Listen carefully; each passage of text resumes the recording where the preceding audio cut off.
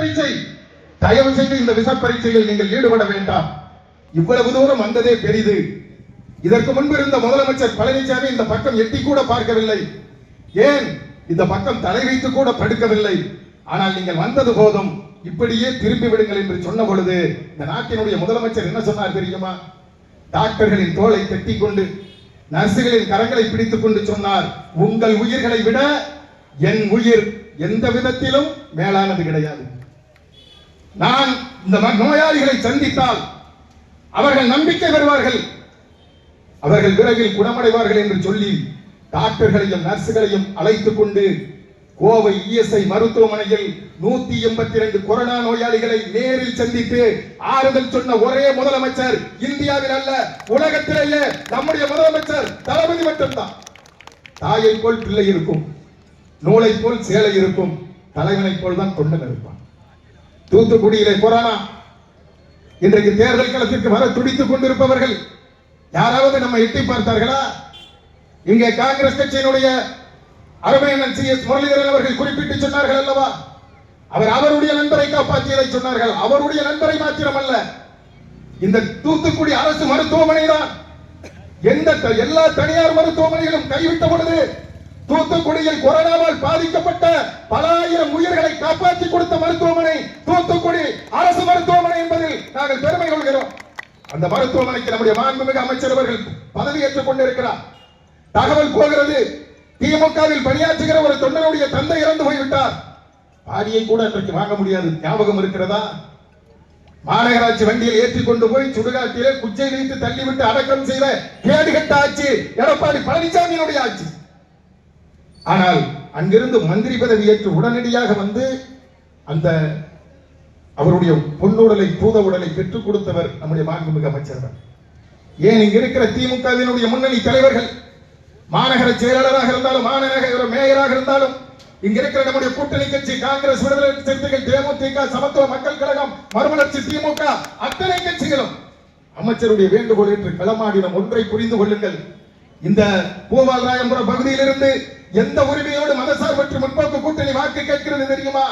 Corona காலத்தில் எடப்பாடியாக இருந்தாலும் மோடியாக இருந்தாலும் வீட்டிலிரு, விழித்திரு, தனித்திரு என்று சொல்லிவிட்டு அவ்வளவு பேரும் வீட்டுக்குள் போய் முடங்கிக் கொண்டார்கள். உள்ளூரில் இருக்கிற எடப்பாடி பழனிசாமியில் இருந்து அமெரிக்காவில் இருக்கிற அதிபர் ட்ரம்ப் வரை சொன்ன ஒரே வசனம், விழித்திரு, வீட்டிலிரு, தனித்தே இரு. வசதியானவன் இருப்பான், அன்றாடம் போராடுவான், வாழ்க்கைக்கு போராடுவான், எப்படி இருக்க முடியும்? ஆனால் எல்லா கட்சிகளும் தனித்திரு, விழித்திரு, வீட்டிலிரு என்று சொன்ன பொழுது ஒரே ஒரு தலைவன் மட்டும்தான் கோஷத்தை மாற்றி சொன்னார். எந்த தலைவர் தெரியுமா? இன்றைய தமிழ்நாட்டின் முதலமைச்சர் அண்ணன் தளபதி சொன்னார், ஒன்றிணைவோம் வா என்று சொல்லி, வாழ்ந்தால் ஒன்றாக வாழ்வோம், வீழ்ந்தால் ஒன்றாக வீழ்வோம் என்று சொல்லி உதவிக்கு ஒரு நம்பரை கொடுத்தார். அந்த நம்பருக்கு நீங்கள் போன் போட்டால் அது எங்கே போகும் தெரியுமா? தூத்துக்குடியில் இருக்கிற கலைஞர் அரங்கத்திற்கு வராது, சென்னையில் இருக்கிற அறிவாலயத்தில் இருக்கிற வார் ரூமுக்கு போச்சு. பூபாலராயபுரத்தில் இருந்து போனா உடனடியாக மாவட்ட செயலாளரை பிடிப்பார்கள். மாவட்ட செயலாளர் யாரை பிடிப்பார்? இந்த பகுதியினுடைய செயலாளர் அருமை நண்பர் நிர்மல்ராஜை பிடிப்பார்கள். அவர் எந்த வார்டில் இருந்து பிடிக்கிறது? வட்ட செயலாளரை பார்த்தோம். அந்த வீடு தேடி போனோம். கேட்டது பொன்னி அரிசியாக இருந்திருக்கலாம். அரிசி, பருப்பு, பாமாயில், காய்கறி, மருந்து, மாத்திரை.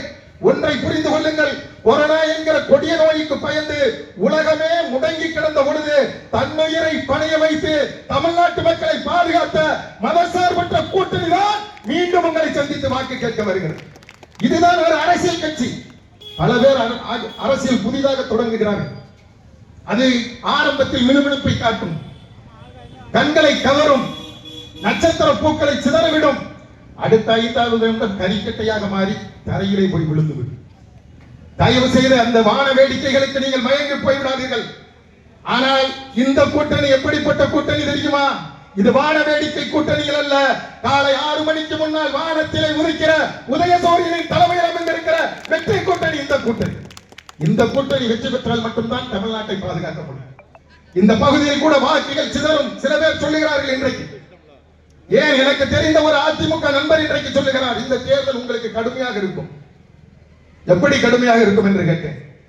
கடந்த தேர்தலில் அக்கா கீதா ஜீவன் அவர்களுக்கு இந்த திரேஸ்வரம், பூபாலராயபுரம், லைன்ஸ்டவுன் இது போன்ற பகுதிகளில் 40,000 வாக்குகள் பதிவானது என்றால் உங்களுக்கு 35,000 வாக்குகள் கிடைத்தது. எங்களுக்கு வாக்குகள் கிடைக்கவில்லை. ஆனால் இந்த முறை அந்த வாக்குகளை சில நடிகர்கள் பிரித்து விடுவார்கள், ஆதலால் போட்டி கடுமையாக இருக்கும் என்றார். நான் இந்த பூபாலராயபுரம் பகுதியில் இருந்து என்னை பெற்றெடுக்காத தாய்மார்களே, என் உடன்பரவ சகோதரர்களே, கழகத்தின் உடன்பிறப்புகளை, மதசார்பற்ற கூட்டணியில் அங்கம் வகிக்கிற கூட்டணி கட்சியை சேர்ந்த தலைவர்களே, நிர்வாகிகளே, உங்கள் பாதம் தொட்டு கேட்கிறேன். நாங்கள் எங்கு சென்றாலும் சாதனைகளை சொல்லி வாக்கு கேட்க முடியும். மீனவ பெருங்குடி மக்களின் வாக்கு சிதறிவிடும் என்று மோடியும் அமித்ஷாவும் தப்பு கணக்கு போட்டுக் கொண்டிருக்கிறார்கள். அது உத்தரப்பிரதேசத்தில் நடக்கலாம், பீகாரில் நடக்கலாம், ராஜஸ்தானில் நடக்கலாம். இந்த தமிழ்நாட்டில் ஒருபோதும் நடக்கவே நடக்காது. தமிழ்நாட்டு வாக்காள வள்ளல் பெருமக்கள் விவரம் அறிந்தவர்கள். எங்களுக்கு தெரியாதா இந்த நடிகருக்கு அளிக்கிற வாக்கு மறைமுகமாக பிஜேபிக்கு அளிக்கிற ஒரு வாக்கு என்பதை தயவு செய்து நீங்கள் மறந்து விடாது. அவர்களுடைய நோக்கமே அதுதான். வாக்குகளை சிதறடிக்க வேண்டும், வாக்கு பிரிய வேண்டும். மதசார்பற்ற அணி வாக்குகளை சிதைத்துவிட்டு மதவெறி பிடித்த ஒரு கூட்டம் பாசிச பாஜக தலைமையில் இந்த மண்ணில் கால் ஊன்றி விடலாம் என்று எண்ணுகிறார்கள். நான் வந்திருக்கிற நல்லவர்களுக்கு, எங்கள் வந்திருக்கிற இயக்க தோழர்களுக்கு மாத்திரமல்ல, எங்கள் கூட்டணி கட்சி நிர்வாகிகளுக்கு மட்டுமல்ல, எங்களை தாண்டி நிற்கிற நல்லவர்கள், நடுநிலையாளர்கள், படித்தவர்கள், பண்பாளர்கள், மாற்று கட்சியில் பணியாற்றுகிற மனச்சாட்சியுள்ள நண்பர்கள் இருக்கிறீர்கள் என்றால் இந்த தேர்தல் திமுகவுக்கும் அதிமுகவுக்குமான தேர்தல் சத்தியமாக கிடையாது. இந்த தேர்தல் திராவிடத்திற்கும் ஆரியத்திற்கும் நடைபெறக்கூடிய இறுதி யுத்த களத்திலே நாம் நின்று கொண்டிருக்கிறோம். இந்த யுத்தத்தில் நாம் சதித்துவிடக் கூடாது. என்ன விலை கொடுத்தாலும் சரி, வாக்கு சிதறிவிடும் என்று எண்ணிக்கொண்டிருக்கிறார்கள் அல்லவா? சத்தியமாக வாக்கு சிதறாது. எல்லோருக்கும் தெரியும், வாக்குகளை பிரித்து விடலாம் என்ற என்ன எங்களுக்கும் விஜய்க்கும் என்ன தனிப்பட்ட பகையா? நான் கேட்கிறேன், ஐயோ பாவம் அவர். அவரை சுத்தி இருப்பவர் யாரு தெரியுமா? ஏழடி எருமை ஆதவ அர்ஜுனா. அவன் யார்? RSS அடிமை. அங்கு சென்றிருக்கிற சிடி நிர்மல்குமார் யார்? RSS பணியாற்றியவர். எல்லோரும் செங்கோட்டையன் யாரால் அனுப்பி வைக்கப்பட்டார் தெரியுமா? அமித்ஷா மோடியால் அனுப்பி வைக்கப்பட்டவர் செங்கோட்டையன். இப்பொழுதும் சொல்லுகிறேன், மரியாதைக்குரிய நடிகர் விஜய் அவர்களே, உங்களை சுற்றி துரோக கூட்டம் சூழ்ந்துள்ளது. தப்பித்துக் கொள்வதற்கு வழியை பாருங்கள். ஆம், நீங்கள் 41 பேர் கரூரில் போய் இறந்தீர்கள், இறக்கடித்து விட்டீர்கள் அல்லவா? அந்த நேரத்தில் கூட இந்த தமிழ்நாட்டின் முதலமைச்சர் எவ்வளவு பெருந்தன்மையோடு பேட்டி அளித்தார் தெரியுமா? ஆங்காங்கே 1-2 பேர் விவரம் இல்லாமல் விஜய் கட்சியில் பணியாற்றுவீர்கள் என்றார். கரூர் துயர சம்பவம், 41 பேர் மாண்டு போய் விட்டார்கள். தமிழ்நாட்டின் முதலமைச்சரால் தூங்க முடியவில்லை. சென்னை வீட்டில் நள்ளிரவு 1:30 மணிக்கு கிளம்பி 2:30 மணிக்கு திருச்சியில் விமானத்தில் இறங்கி கார் மூலமாக 3 மணிக்கு போய் 41 உடல்களுக்கும் மலரஞ்சலி வைத்து அஞ்சலி செலுத்திய மனித நேயத்தின் உச்சமாய் திகழ்ந்து கொண்டிருப்பவர் எங்கள் தமிழ்நாட்டின் முதலமைச்சர் தளபதி அவர். காயம்பட்டவர்களை பார்த்து ஆறுதல் சொன்னார். வெளியே வருகிறார், மருத்துவமனையை விட்டு வெளியே வருகிறார். பத்திரிகையாளர்கள் சூழ்ந்து கொண்டு கேட்டார்கள், திமுகவுக்கும் தமிழக வெற்றி கழகத்திற்கும் கருத்து வேறுபாடு 1000 இருக்கிறது, அவர் மீது கொலைப்பழியை சுமத்துவார் தமிழ்நாட்டின் முதலமைச்சர் என்று கேட்டார்கள். கலைஞர் பெற்ற பிள்ளை அல்லவா, அரசியலில் பக்குவம் பெற்றவர் அல்லவா நம்முடைய முத்துவேல் கருணாநிதி ஸ்டாலின் அவர்கள். 41 பேர் கொலை நடந்திருக்கிறது, இது பற்றி உங்கள் கருத்து என்ன என்று கேட்ட பொழுது தமிழ்நாட்டின் முதலமைச்சர் தன்னடக்கத்தோடு சொன்னார், எந்த தலைவர்களும் தன் ரசிகர்களோ தொண்டர்களோ இறப்பதை விரும்புவதே கிடையாது. இது எதிர்பாராமல் நடைபெற்றுவிட்ட ஒரு துயர சம்பவம். இந்த நேரத்தில் கரம் கோர்த்து இது போன்ற சம்பவங்கள் இனி நடக்காமல் இருப்பதற்கு அனைவரும் ஒன்றுபட்டு களத்தில் நிற்போம் என்று சொன்ன முதலமைச்சர் எங்கள் முதலமைச்சர் முத்துவேல் கருணாநிதி ஸ்டாலின் அவர். ஒழுங்கா நாங்க விசாரணை கமிஷன் அமைச்சோம், என்ன ஏதுன்னு தெரிஞ்சு வெளியே வந்திருக்கான். இந்த ஏழடி எருமை ஆதவர்ஜுன் விடுவானா? சிபிஐ வேணும், சிபிஐ வேணும், சிபிஐ வேணும். சிபிஐ விசாரணை வச்சாச்சு. சென்னையில தான் தலைமை சிபிஐ அலுவலகம் இருக்கு, இங்க வச்சு விசாரிக்க வேண்டியதானே? அங்க கூப்பிடதான் டெல்லிக்கு. இதுதான் பிஜேபியினுடைய திட்டம். இவர்களை சிக்க வைக்க வேண்டும்.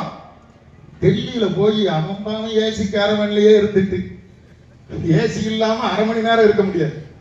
அவரை கொண்டு போய் சிபிஐ அலுவலகத்தில் விசாரிச்சு படாத பாடு படுத்தி அதற்கப்புறம் ஜனநாயகன் ஒரு படம் எடுக்காரு, சென்சார் போர்டை வச்சு படத்தை வெளியே விட மாட்டேன். நான் என்ன கேட்க, உங்களை சிபிஐ விசாரணை வச்சு கொடுமைப்படுத்துறது ஒன்றிய அரசு. நீங்கள் 500 கோடி ரூபாய் செலவழித்து படம் எடுத்தேன் என்று சொல்லுகிறீர்கள். சென்சார் போர்டு மூலமாக அதை முடக்குவது ஒன்றிய அரசு. ஆனா அங்க இருக்கிற எவனாவது பிஜேபி எடுத்து பேசுவதற்கு தெம்பு திராணி தில்லு இருக்கிறதா?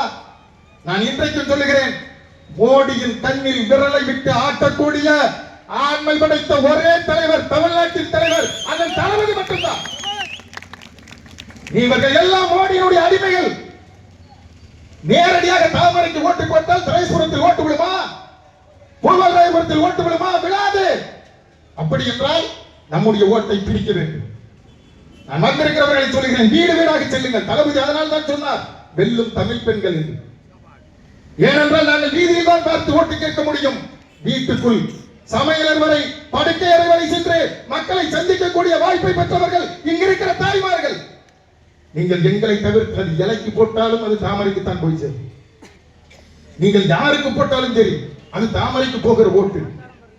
தாமரையை எதிர்த்து களமாடுகிற ஒரே அரசியல் கட்சி திமுக கூட்டணி, மதசார்பற்ற கூட்டணி. அதனால்தான் இந்த கூட்டணியை பிளப்பதற்கு எவ்வளவோ முயற்சித்தார்கள், இன்றைக்கும் முயற்சித்துக் கொண்டே இருக்கிறார்கள். ஆனால் அவர்களுக்கெல்லாம் இடம் கொடுக்காமல் ஒரு அற்புதமான கூட்டணி, வெற்றி கூட்டணியை நம்முடைய மாண்புமிகு தமிழ்நாட்டினுடைய முதலமைச்சர் உருவாக்கி இருக்கிறார். செய்திகளை உடனுக்குடன் தெரிந்து கொள்ள உங்கள் கரம் டிவியை சப்ஸ்கிரைப் செய்யுங்கள். அதோடு பெல் பட்டனையும் கிளிக் செய்யுங்கள்.